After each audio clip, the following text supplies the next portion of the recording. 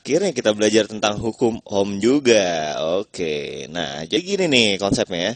Kamu tadi udah belajar tegangan, udah dong. Nah, udah belajar arus listrik. Nah, udah juga. Nah, sekarang kita belajar kaitan antara apa nih?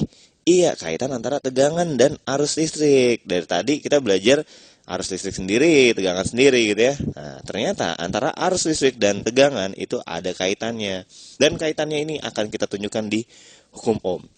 Jadi gini, si Om ini bilang bahwa jika suatu jika suatu konduktor ohmik, nah dia bilang gitu, ya ohmic conductor gitu ya. Nah kalau konduktor ohmik ini dilalui arus, maka apa yang terjadi? Maka dia bilang nih, kata si Om itu, maka tegangan dan arus listriknya akan berbanding lurus, gitu ya. Nah, jadi inilah konsepnya. Tegangan dan arus akan berbanding lurus jika ada suatu konduktor ohmik yang dilalui arus listrik gitu ya, dilalui oleh listrik. Nah, cuman dia bilang dia ngasih tambahan nih. Tambahannya gini, tambahannya selama parameter yang ada di konduktor ohmik itu nggak berubah. Artinya parameternya seperti apa? Suhu dan lain-lainnya segala macam. Misalkan ya suhunya naik, ya bisa jadi perbandingannya nggak lurus lagi. Oke, kemudian dari konsep berbanding lurus ini, si Om ini bikin rumus. Ya udah deh, karena berbanding lurus kan. Oh, kalau berbanding lurus berarti V per I-nya ini konstan nih. V per I ini akan selalu segitu-segitu aja, ya. Misalkan V-nya naik, ya I-nya ikut naik. Kalau V-nya turun, I-nya ikut turun. Nah, tapi besarnya berapa? Oke, si Om ini bilang, kita sebut aja besarnya R dari kata resistor gitu ya. Oke, jadi inilah hukum Ohm gitu ya. Oke, atau kita bisa bilang V itu sama dengan I dikalikan dengan R gitu ya. Oke, inilah hukum Ohm. Udah gitu doang ya. Tapi ini dipakai di mana-mana. Contohnya gini nih. Nah, misalkan ya. Ya, di sini ada. Nah, di sini ada apa nih namanya? Rangkaian listrik ya. Ada rangkaian listrik.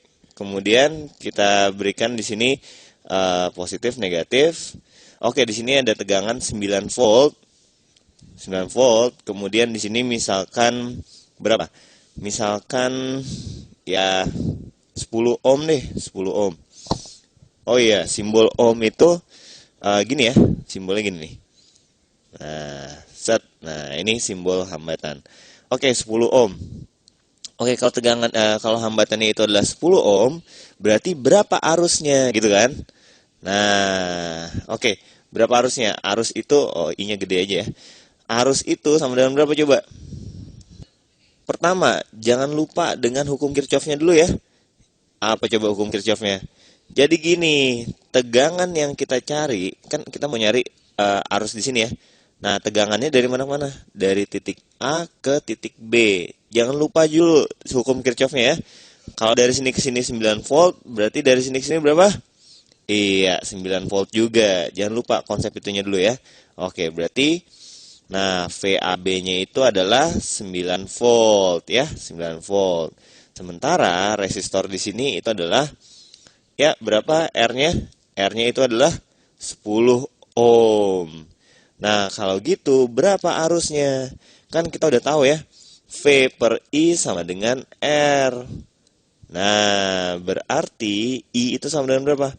Iya, I itu sama dengan, ya kita tukar ya. V per R itu sama dengan I. Ingat ya?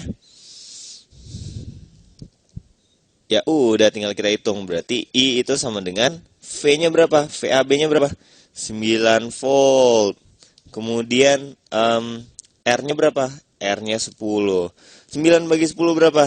0,9. Dalam apa dia?